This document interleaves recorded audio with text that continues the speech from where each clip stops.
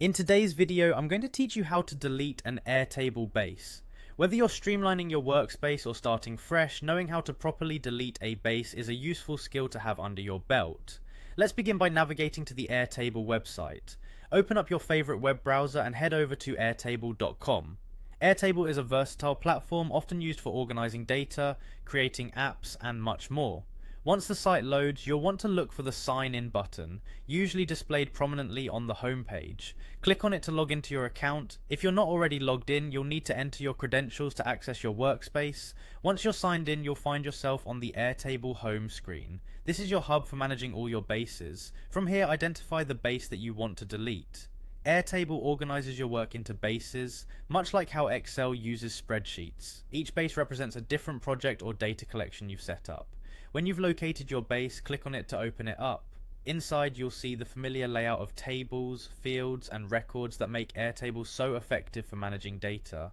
However, remember that once a base is deleted, all the data it contains will be lost, so make sure you've backed up anything important before proceeding. You'll notice a three-dot icon, often referred to as the Options or More menu.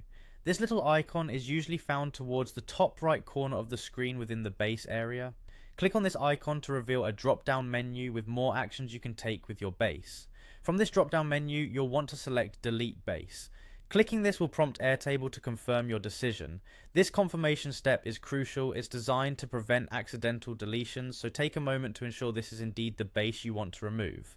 And there you have it. With just a few clicks, you've successfully deleted an Airtable base. Remember, once a base is deleted, it's gone for good, so always make sure to double check before confirming any deletions. This process is straightforward, but it's always a good practice to regularly review and clean up your workspace to keep everything organized and efficient. Thanks for tuning in, and if you have any questions or need further assistance, feel free to leave a comment below.